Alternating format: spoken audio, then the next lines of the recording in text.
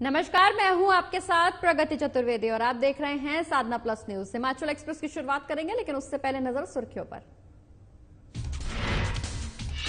मंडी में नशा निवारण एवं पुनर्वास केंद्र का हुआ लोकार्पण। मुख्यमंत्री ने किया केंद्र का लोकार्पण। सरकार ने बनाई राज्य में त्रिस्तरीय रणनीति। प्रदेश में 14 सितंबर तक स्कूल बंद, नवंबर तक सभी लोगों को वैक्सीन की दूसरी डोज लगाने का लक्ष्य तय। सांस्कृतिक नीति को भी कैबिनेट ने दी मंजूरी। प्रदेश में होने वाले उपचुनाव स्थगित, चुनाव आयोग ने स्थगित किए चुनाव। त्योहारों, कोरोना, सेब सीजन और बारिश का दिया तर्क।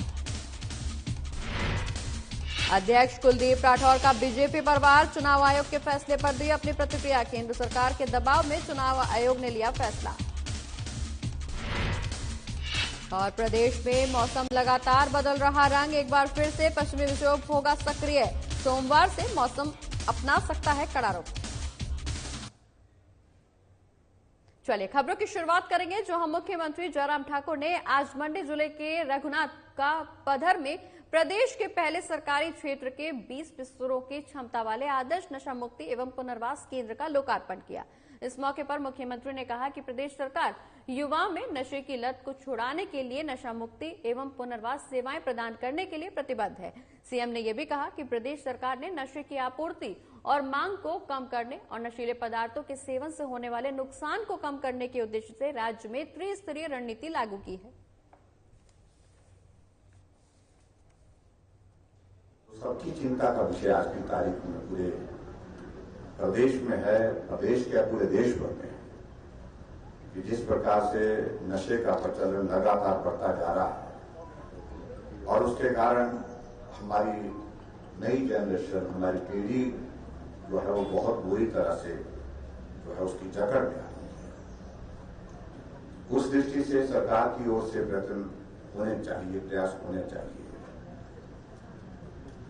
ताकि उनको उस नशे से, उसको अगर आदत लग गई है उसे बाहर निकालने के लिए और उनके रिहैबिलिटेशन के लिए और उनके डी एडिक्शन के लिए, उस दृष्टि से शुरुआत यहाँ मंडी में आज जहां से की गई ये भवन जो है किसी वक्त हमारे लेप्रोसी के पेशेंट के लिए, उनकी ट्रीटमेंट के लिए इस्तेमाल होता था। अब उनकी संख्या बहुत कम है और इसका उपयोग किया जाए, ये सबकी ओर से इस बात के लिए आग्रह भी था। अभी भी कुछ लोग हमारे जो लेप्रोसी के पेशेंट हैं थोड़ी मात्रा में हैं, लेकिन बहुत कम हो गई है वो संख्या। और आज मुझे इस बात को मुख्यमंत्री जयराम ठाकुर की अध्यक्षता में हुई राज्य मंत्रिमंडल की बैठक में हिमाचल प्रदेश भवन और कई निर्माण श्रमिक नियम 2008 में संशोधन एवं सम्मिलित करने को स्वीकृति प्रदान की गई। बता दें कि योजना और पात्र लाभार्थियों को ज्यादा लाभ देना है। अब पहले से 8वीं कक्षा तक के श्रमिकों के बच्चों को 8,400 रुपए की बजाय राशि हर साल दी जाएगी। बता दें कि इस दौरान छात्राओं को 8,000 और लड़कों को 5,000 रुपए हर साल सरकार देगी। वहीं कैबिनेट ने राज्य में कोविड-19 की स्थिति की भी समीक्षा की है और फिलहाल कैबिनेट ने प्रतिबंधों को जारी रखने का फैसला लिया है।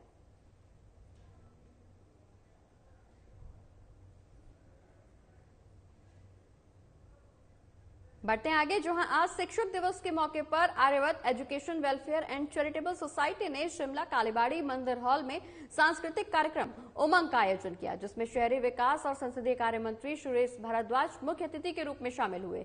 इस दौरान मंत्री ने कहा कि सोसाइटी को बच्चों के भविष्य को संवारने के साथ साथ नशे के कुछ प्रभावों से युवाओं को बचाने के लिए भी काम करने चाहिए।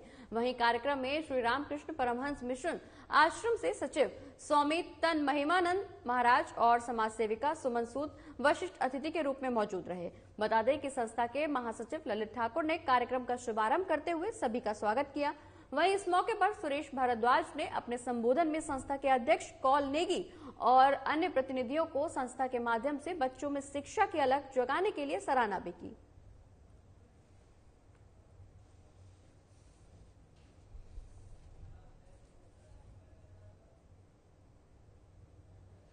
Aryavart education welfare and charitable society द्वारा आज अध्यापक दिवस के उपलक्ष्य में कार्यक्रम का आयोजन किया गया है। इसमें ये सोसाइटी मुख्य रूप से नशा का जो प्रचलन जो है वो बढ़ रहा है, इसकी रोकथाम के लिए, इसकी जागरूकता के लिए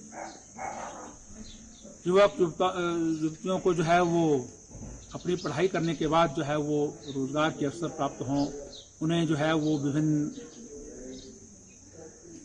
अगले कोर्सेज में जिसमें एजुकेशन में जो है वैल्यू एडिशन हो, ऐसी जो है कोचिंग क्लासेस भी लगाते हैं और मेडिकल कैंप्स इत्यादि लगाते हैं।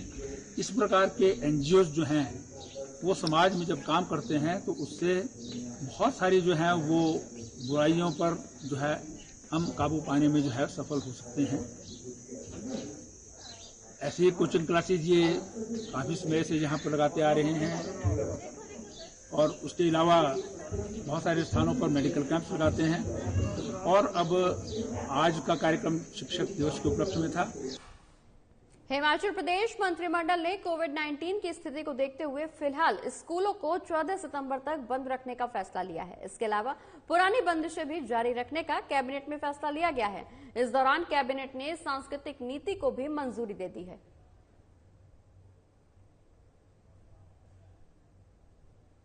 मंत्रिमंडल को कोविड-19 की जो वर्तमान स्थिति है उसकी प्रेजेंटेशन भी दी गई और कंपैरेटिवली पिछले समय से जो है वो अब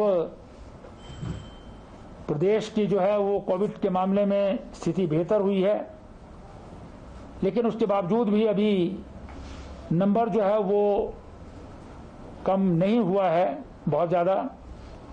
इसलिए जो वर्तमान रिस्ट्रिक्शंस हैं वो लागू रहेंगी और स्कूल जो है वो 10 दिन अभी और बंद रहेंगे। मंत्रिमंडल ने सांस्कृतिक नीति प्रदेश सरकार की उसे भी मंजूरी प्रदान की है। इसके लिए हाई पावर कमेटी एक बनी थी, उनकी अनुशंसा के आधार पर जो है वो मंत्रिमंडल के सम्मुख जो है वो नीति रखी गई, जिसे जो मंजूरी प्रदान की गई है। हिमाचल प्रदेश में उपचुनाव को देखते हुए दोनों पार्टी यानी बीजेपी और कांग्रेस पूरी तरह से तैयार थी। कांग्रेस और बीजेपी लगातार जनसभाएं करने में जुटी हुई थी, लेकिन भारत चुनाव आयोग ने कई विधानसभा और 3 लोकसभाओं के चुनाव को स्थगित कर दिया है, जिसमें हिमाचल में मंडी लोकसभा और फतेहपुर विधानसभा उपचुनाव भी इसमें शामिल हैं।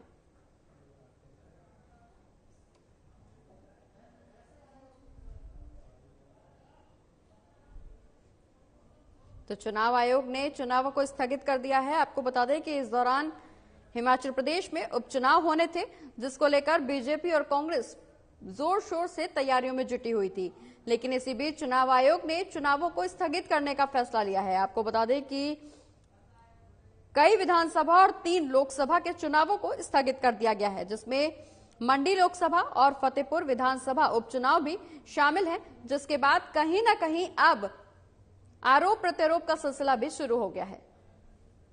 किन जिलों में इलेक्शन होना है उन जिलों में सेव का भी डिसीजन जोनों में चलेगा।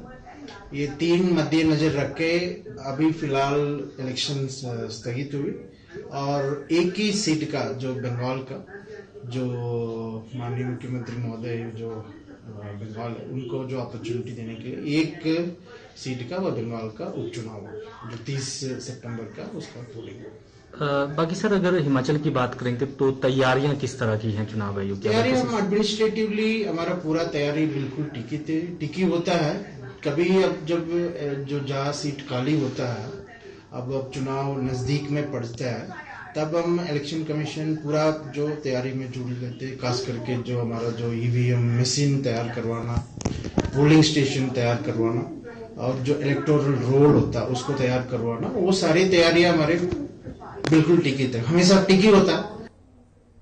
बढ़ते आगे, जहां कांग्रेस अध्यक्ष कुलदीप सिंह राठौर ने मंडी संसदीय क्षेत्र के साथ साथ अर्की, फतेहपुर और जुब्बल कोटखाई विधानसभा के उपचुनाव टालने के चुनाव आयोग के फैसले पर अपनी प्रतिक्रिया जाहिर की है। उन्होंने कहा कि यह फैसला केंद्र सरकार के दबाव में लिया गया है, क्योंकि देश प्रदेश में समाज के हर वर्ग में बीजेपी सरकार के खिलाफ जबरदस्त गुस्सा और नाराजगी है। प्रदेश के लोगों में यही गुस्सा बढ़ती महंगाई, बेरोजगारी, भ्रष्टाचार जैसे मुद्दों को सामने देख बीजेपी इन चुनावों से भाग खड़ी हुई है। साथ ही बीजेपी से प्रदेश में किसानों और बागबानों के जबरदस्त गुस्से की वजह से भी बीजेपी इन चुनावों को टाल रही है।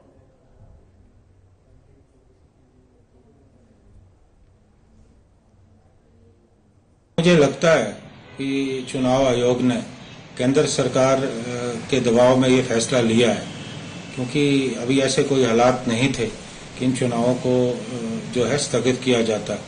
मुझे लगता है कि जिस ढंग से देश और प्रदेश में महंगाई, बेरोजगारी बढ़ी है और समाज का हर वर्ग भारतीय जनता पार्टी से परेशान है, खासकर जो किसान है वो 3 काले कानूनों को लेकर जो है काफी अरसे से सड़कों पे है। ये सारे ऐसे मुद्दे हैं जो मुझे लगता है कि भारतीय जनता पार्टी की जो सरकारें हैं, चाहे केंद्र सरकार है या हिमाचल की सरकार है, इनके गले की फांस बनते जा रहे थे। और हिमाचल में जिस ढंग से कांग्रेस पार्टी एकजुट नजर आ रही है और जिस ढंग से हमारी जो बैठकों में लोग उमड़ के आ रहे हैं, वो स्पष्ट संकेत थे कि हिमाचल में कांग्रेस पार्टी जो है एक संसदीय चुनाव और 3 जो है विधानसभा उपचुनाव जीतने वाली है। मुझे लगता है कि यही सभी जो कारण रहे हैं जिस कारण जो है इन चुनावों को स्थगित किया गया। प्रदेश में मौसम लगातार रंग बदल रहा है। प्रदेश में एक बार फिर से पश्चिमी विक्षोभ सक्रिय होगा। सोमवार से मौसम अपना कड़ा रुख अख्तियार कर सकता है। बता दें कि मौसम विभाग के अनुसार रविवार को और सोमवार को भी प्रदेश के कुछ जगहों पर बारिश हो सकती है। 6 सितंबर से प्रदेश में पश्चिमी विक्षोभ अधिक सक्रिय होगा। इस वजह से 7 से 9 सितंबर तक प्रदेश में भारी बारिश और आंधी को लेकर येलो अलर्ट भी जारी किया है। वहीं सोलन में भूस्खलन से सायरी के पास करीब 30 मीटर हिस्सा धंसने से नालागढ़, कुनिहार, कुंडाघाट संपर्क मार्ग अवरुद्ध हो गया है, जिससे शनिवार को बस सेवा भी बंद रही। बता दें कि डंगा लगाने में 20 से ज्यादा दिन लग सकते हैं। तो प्रदेश में मौसम लगातार अपने रंग बदलता हुआ नजर आ रहा है। एक बार फिर से पश्चिमी विक्षोभ सक्रिय होगा। सोमवार से मौसम अपना कड़ा रुख अख्तियार कर सकता है, जिसको लेकर मौसम विभाग ने येलो अलर्ट भी जारी किया है। 7 से 9 सितंबर तक प्रदेश में भारी बारिश की आशंका भी जताई गई है। इस दौरान आंधी को लेकर येलो अलर्ट जारी किया गया है। वहीं सोलन में भूस्खलन से सायरी के पास करीब 30 मीटर हिस्सा धंस गया है, जिसके चलते आवागमन भी प्रभावित हो गया है। वहीं शनिवार को इसी वजह से बस सेवाएं भी प्रभावित होती हुई नजर आई। तो प्रदेश में मौसम लगातार रंग बदल रहा है। एक बार फिर से पश्चिमी विक्षोभ सक्रिय होने की खबर निकल करके सामने आ रही है, जिसके चलते मौसम विभाग ने येलो अलर्ट भी जारी किया है। और इसी के साथ हिमाचल प्रदेश की खबरों में फिलहाल इतना ही। आप देखते रहिए साधना प्लस न्यूज। नमस्कार।